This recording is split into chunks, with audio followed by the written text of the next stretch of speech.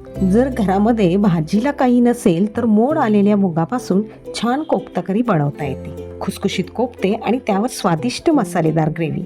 असा हा पदार्थ चवीला अप्रतिम होतोच, पण आरोग्यासाठीही लाभदायक होतो. चला तर मग आपण याची रेसिपी पाहूया. जर हा व्हिडिओ तुम्हाला आवडला तर व्हिडिओला लाईक करा, चॅनलला सबस्क्राईब करा आणि बेल आयकॉनवरती क्लिक करा.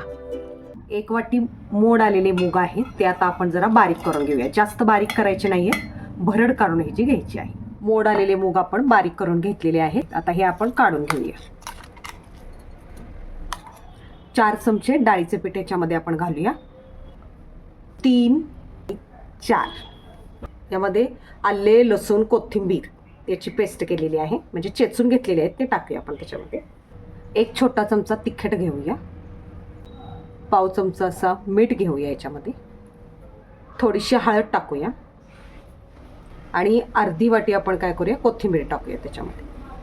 आता हे सारे काय करूया, आपण याची मळून घेऊया आणि छोटे छोटे गोळे बनवूया याचे. पाण्याचा हात शक्यतो घ्यायचा नाही आहे, या ओलाव्यामध्येच मळायचं आहे आणि छोटे छोटे गोळे करायचे आहेत. अशा रीतीने हे मळून झालेले आहे. यामध्ये मी पाणी अजिबात घेतलेले नाही आहे, कारण कोथिंबीर धुवून मी घेतलेली होती, त्यामुळे त्या कोथिंबीरीचे थोडेसे पाणी होते, किंवा ओले जे मूग होते ते मूग बारीक केल्यानंतर ते सुद्धा ओले झाले होते. त्याच्यामध्ये जेवढे बसेल, एक 5 चमचे मी पीठ घातलेलं आहे डाळीचे, आणि अर्धीला जास्तच वाटी जरा कोथिंबीर घेतलेली. सगळं मिश्रण एकत्र करून आता याचे आपण छोटे छोटे गोळे बनवूया. चाळणीला आपण काय करूया, तेल लावून घेऊया आणि याच्यावरती आपण ते छोटे छोटे गोळे करून वाफवून घेणार आहोत. हाताला असे थोडेसे तेल लावून घेतलेले आहे. हे असे काय करूया की आपण गोळे करून बनवून घेऊया.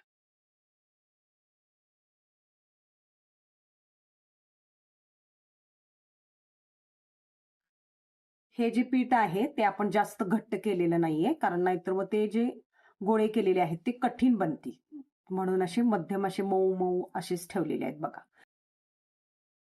अशा रीतीने हे गोळे आपले सगळे पूर्ण झालेले आहेत. आता आपण हे काय करूया, सगळे वाफवून घेऊया पाण्यावरती. पातेल्यामध्ये पाणी गरम करत ठेवलेले आहे, त्याच्यावरती आता आपण हे गोळे केलेले आहेत हे आपण वाफवून घेणार आहोत आणि 10 मिनिट मध्यम आचेवरती वाफवून घ्यायचे आहेत. आपण आज मध्यम ठेवूया आणि एक 10 मिनिट हे वाफवू देत. मध्यम आचेवरती मी एक 10 ते 12-13 मिनिट तरी मी हे ठेवलेले आहे आणि हे असे वाफवून घेतलेले आहेत. आता हे थंड होऊ द्या. थंड झाल्यानंतर आपण चाळणीमधून काढून घेऊया. आता आपण काय करणार आहोत की ग्रेव्हीसाठी मसाला तयार करणार आहोत. त्यासाठी मी काय केले, एक खोबरं भाजून घेत आहे आणि ते पण जाळावरती घेत आहे. असे खोबरे भाजल्यानं मसाला खूप छान तयार होतो. माझ्या सासूबाई पूर्वी चुलीमध्ये विस्तवावरती असे कांदा आणि खोबरे भाजून घ्यायच्या आणि त्याचा मसाला करून त्या भाजीमध्ये घालायच्या. त्यामुळे त्याच्या भाजीला जी चव यायची ती खूप अप्रतिम असायची. अशा पद्धतीनं हा कांदा जो हे खोबरं जे आहे, हे खोबरं आपण भाजून घेऊया. बारीक गॅसवर घेतला तरी चालेल, थोडंसं फिरवावं लागेल त्याला. मी त्याला एक छोटंसं स्टँड ठेवलेलं आहे आणि त्या स्टँडवरती घेते, किंवा आहे असंच तुम्ही चिमट्यानं किंवा सांडशीनी धरून जरी फिरवलात तरीसुद्धा हा कांदा व्यवस्थित भाजला जातो. अशा पद्धतीने हे आपण काय केलेलं आहे की खोबरे भाजून घेतलेले आहे. त्यानंतर आपण कांदा पण अशाच रीतीने भाजून घेऊया. हा पण कांदा ज्यावेळेला चुलीवरती विस्तवावरती भाजला जातो तो अत्यंत मऊ असा होतो, आणि ज्यावेळेला तो मिक्सरमधून काढला जातो तर त्याची ग्रेव्ही अगदी घट्ट अशी बनते. आणि त्यामुळे त्याच्यापासून जो काही कुठला पदार्थ बनला जातो त्या रश्श्याला ग्रेव्हीची अतिशय उत्तम चव लागते. कांदा पण आपण असा आता हा मंद आचेवरती भाजून घ्यायचा आहे, की जेणेकरून आतले पदर आहेत ते गरम वाफेनं शिजतील. पटकन मोठा गॅस करून वरून काळा भाग केला, आतमध्ये कच्चेच राहून जाईल. त्यामुळे मंद आचेवरतीच तो आपला भाजला जातो. अशा पद्धतीने हा कांदा मी मंद गॅसवरती एक 10 मिनिट मी बारीक गॅसवरती भाजून घेतलेला आहे, की जेणेकरून आतल्या ज्या पाकळ्या आहेत त्या पण अशा वाफेवरती त्या शिजल्या जाऊ देत. तुम्ही मिक्सरमध्ये बारीक करताना वरचा काळा पापुत्रा झालेला काढून टाकला तरी चालेल. आता हे जे भाजलेले खोबरे आहे ते खोबरे मी आता बारीक करून घेणार आहे मिक्सरवरती. हे अशा पद्धतीनं मी काय केलेलं आहे, खोबरे जे आहे ते बारीक करून घेतलेले, पण याच्यामध्ये थोडंसं पाणी टाकून आपण त्याची जरा पेस्ट करून घेऊया, म्हणजे एकसारखी अशी मऊ होईल ती पेस्ट. हे असा मी मसाला घेतलेला आहे. आता हा सगळा मसाला आपण बारीक करून घ्यायचा आहे. यासाठी मी थोडेसे 4 लवंगा घेतलेले आहेत, 2 तुकडे मी दालचिनीचे घेतलेले आहेत, जिरे घेतलेले आहेत, थोडीशी मी अर्धा चमचा बडीशेप घेतलेले आहेत, 2 वेलदोडे घेतलेले आहेत, 1 मिरची घेतलेली आहे. जर तुम्हाला तिखट हवे असेल तर 2 मिरच्या घेतल्या तरी चालेल. लसूण घेतलेला आहे, एक 10-12 पाकळ्या. आलं घेतलेलं आहे आणि आपण मगाशी शिजवलेला जो भाजलेला कांदा होता गॅसवरती तो घेतलेला आहे. आता हे सगळं बारीक अशी पेस्ट करून मिक्सरवरती घ्यायची आहे. हे वाफवून घेतलेले जे आपण गोळे होते 15 मिनिट वाफवलेले होते, तर ते आता पूर्ण गार झालेले आहेत. आणि ते गार झालेले आपण काय करूया की आता हे काढून घेऊया. अगदी व्यवस्थित आणि छान निघतात बघा. हे पूर्ण गार झाल्यानंतरच मी हे काढत आहे. हे पहा, असे हे सगळे काय होतात की निघतात. गॅस चालू केलेला आहे. या कढईमध्ये आता आपण 2 चमचे तेल टाकून घेऊया. कारण वाळलेले खोबरे आपण घेतलेले आहे, सुके खोबरे भाजून घेतलेले आहे आणि त्यामुळे त्याच्यातून थोडंसं तेल हे असते. तुम्हाला आणखीन थोडं हवं असेल तेल तर तुम्ही घालू शकता. आपण 2 चमचे ठीक आहे एवढं तेल आपण घेऊया. तेल गरम झालेलं आहे. आपण असा मध्यम गॅसवरती ठेवूया आणि थोडीशी पहिला मोहरी टाकूया. मोहरी तडतडली की आपण काय करायचं आहे त्याच्यामध्ये आपण जे हे वाटण केलेलं होतं हिरवं वाटण ते टाकूया. हे सर्व जे वाटण केलेलं आहे हे सर्व वाटण आपण काय करूया तेलामध्ये टाकून घेऊया. हे वाटण आपण हिरवे टाकलेले आहे. हे मंद गॅसवरती आपण काय करूया परतून घेऊया. मोठा गॅस करायला नको, नाहीतर खाली करपण्याची शक्यता असते. म्हणून मंद गॅसवरती हा सगळा मसाला काय करूया आपण असा व्यवस्थित भाजून घेऊया. आता याच्यामध्येच आपण काय करूया, मसाल्यामध्ये मी जिरे घेतलेलेच होते, धणे घेतलेले नव्हते, तर याच्यामध्ये आपण 1 चमचा धणेपूड टाकूया. मसाला बारीक करताना जिरे घेतलेलेच होते, पण तरी पण एक अर्धा चमचा जिरेपूड टाकूया आणि हे पण या मसाल्यामध्ये चांगले परतून घेऊया. मंद आचेवरती मी हा मसाला एक 2 ते 3 मिनिट परतून घेतलेला आहे आणि हा आता मसाला भाजलेला आहे. याच्यामध्ये आपण थोडंसं पाणी टाकूया. नको, थोडंसं 1 चमचाभर, म्हणजे तळाला तो मसाला चिकटला जाणार नाही. आपण जे खोबऱ्याचं वाटण केलेलं होतं, खोबरे भाजून घेतलेले ते वाटण याच्यामध्ये टाकून घेऊया. हे पण मंद गॅसवरती परतून घेऊया.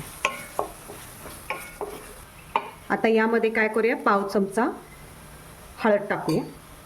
1 चमचा जो आहे ते तिखट टाकूया. जर तुम्हाला आणखीन तिखट हवे असेल तर तुम्ही टाकू शकता.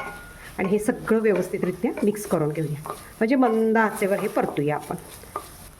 यामध्ये आता मी एक अर्धा चमचा मीठ टाकत आहे आणि हा सगळा मसाला व्यवस्थित परतून घेऊया.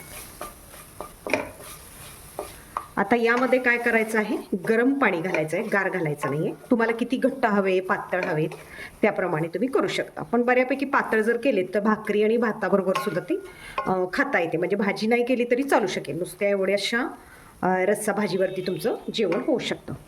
तर याच्यामध्ये काय करूया, आपण पाणी ओतूया. हे गरम केलेलं आहे मी पाणी. आणि आता याला चांगली उकळी येऊ दे. तिकडे रश्श्याला तिकडे उकळी येईपर्यंत आपण इकडे काय करूया, 1 चमचा तेलामध्ये हे जे वडे करून घेतलेले आहेत ते थोडेसे आपण काय करायचे आहेत, फ्राय करून घ्यायचे आहेत. वडे आहेत हे मंद गॅसवरती थोडेसे काय करूया आपण परतून घेऊया. म्हणजे काय होईल, त्याचा कच्चेपणा जो आहे तो थोडासा निघून जाईल. बघू मोड आलेले मूग हे शरीरासाठी खूप असतात, त्याच्यामधून प्रोटीन्स वगैरे मिळतात. आणि कच्चे मूग तर खावे, पण तसे खाल्ले जात नाही. खाणारे खातात पण बऱ्यापैकी कोण खात नाहीत. मग त्यांच्यासाठी जर अशा पद्धतीने जर भाजी करून खाल्ली तर खूप छान होईल. अशा पद्धतीनं थोड्याशा तेलावरती आपण काय करायचं आहे, मंद गॅसवरती हे जे गोळे करून घेतलेले होते, वडे केलेले होते, हे भाजून घ्यायचे. म्हणजे त्याचा कच्चेपणा त्याचा निघून जातो. आपण वडे भाजून घेईपर्यंत हा रश्श्याला उकळी आणलेली आहे आणि रस्सा थोडासा 1-2-3 मिनटं शिजलेला आहे. म्हणजे त्यातली आतील मसाला शिजलेला आहे. पहा, रश्श्याला छान उकळी आलेली आहे, मसाला पण शिजत आहे. आता आपण ते मगाशी फ्राय केलेले जे गोळे होते हे गोळे आपण काय करूया याच्यामध्ये टाकून घेऊया आणि एक 10 मिनिट मंद आचेवरती हे उकळूया आपण हे चांगलं. आणि त्यामुळं काय होईल की रश्श्याला छान टेस्ट येते. आणि आता हे काय करूया, मंद आचेवर एक 10 मिनिट आपण काय करूया शिजू देत गोळे. अशा पद्धतीने एक 10 मिनिट झालेले आहेत. आपण बारीक गॅसवरती ठेवलेलं आहे आणि आपली भाजी काय झालेली आहे, आता तयार झालेली आहे. आणि हे जे गोळे आहेत हे पण काय झालेले आहेत, आता मऊ झालेले आहेत. आता ही भाजी आपण काय करूया, थोडा वेळ गॅस बंद करून 5 मिनिट अशीच झाकून ठेवूया. आणि नंतर आपण ती काढून घेऊया. आणि आता शेवटी त्याच्यावरती भरपूर अशी बारीक चिरलेली काय करूया, कोथिंबीर टाकूया. आपली भाजी काय झालेली आहे, खाण्यासाठी अगदी तयार झालेली आहे. अगदी मसाल्याचा सुंदर असा वास त्याचा येत आहे. आता ही भाजी आपण काय करूया, बाउलमध्ये काढून घेऊया. अशा रीतीने आपली मोड आलेल्या मुगाचे जे कोफ्ते केलेले होते किंवा जे वडे केलेले होते त्याच्यापासून आपण काय केलेली आहे, रस्सा भाजी तयार केलेली आहे. खूप छान आणि असा सुंदर वास त्याचा येत आहे. तुम्ही बनवून पहा आणि मग मला कमेंट करून सांगा ती भाजी कशी झालेली आहे. ही आपली मोड आलेल्या मुगाची जी आपण कोफ्ता करी केलेली आहे ती तयार झालेली आहे. याला तुम्ही कोफ्ते म्हणू शकता किंवा वडेसुद्धा म्हणू शकता.